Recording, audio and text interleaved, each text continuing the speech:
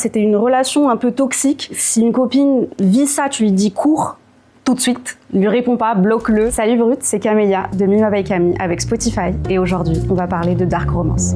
Mais c'est quoi la dark romance? On en voit partout sur TikTok, ça a l'air de passionner la Gen Z et ça cartonne en librairie. Alors on a demandé à une lectrice passionnée de nous expliquer ce phénomène littéraire.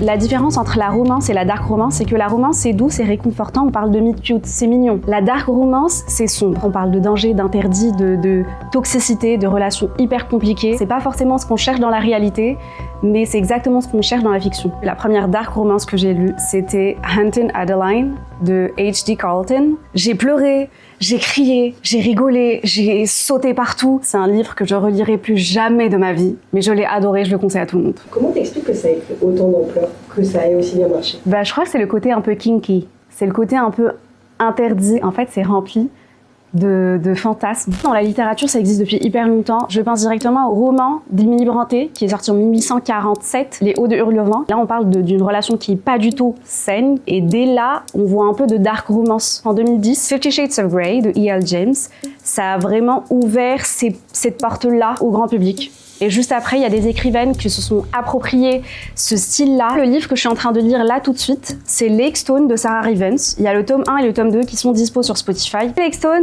c'est un mercenaire. Pour elle, ils viennent de se rencontrer, alors que pas du tout. Ça fait longtemps qu'il la connaît, ça fait longtemps qu'il la suit, qu'il l'observe, qu'il la traque, qu'il est obsédé par elle, parce qu'il a une mission, et sa mission, c'est elle.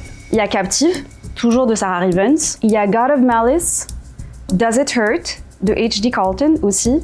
Et A Touch of Ruin. Il y a des livres que j'ai lus, mais que j'ai réécoutés. Mais franchement, ça donne un nouveau regard. Il y a d'autres sensations, il y a une autre émotion. C'est comme si je vivais à l'intérieur du livre. C'était une expérience qui était immersive, limite sensorielle. Avant de lire la dark romance, il faut quand même un certain degré de maturité. Faut vraiment lire les trigger warnings. Alors les trigger warnings, c'est la première page dans les dark romances. Ça te dit comme quoi ça va parler de sujets qui sont très sensibles. Et il faut vraiment, je l'aurais dit, garder en tête que c'est de la fiction. C'est pas parce que je lis de la dark romance que je veux ça dans ma vie. Au contraire, je veux une relation saine. Je regarde Esprit criminel, c'est pas pour autant que j'ai envie de vivre Esprit criminel. Ça aide aussi à faire connaissance avec soi-même, à connaître ses limites, à débattre avec des amis. J'ai eu pas mal de débats avec des copines et même ce week-end, j'attends un débat énorme avec 15 lectrices. Le fait d'avoir découvert sur TikTok et BookTok qu'il y avait une communauté qui aimait les mêmes choses que moi, qui avait les mêmes goûts que moi, en fait, il y avait un sentiment d'appartenance et c'est juste trop beau. Il y a pas mal d'écrivaines dark romance comme Rina Kent, Cora Riley, que tu peux retrouver sur Spotify. Mais il n'y a pas que de la dark romance sur Spotify, il y a pas mal de romances, de thrillers psychologiques qui sont tous dispo en livre audio.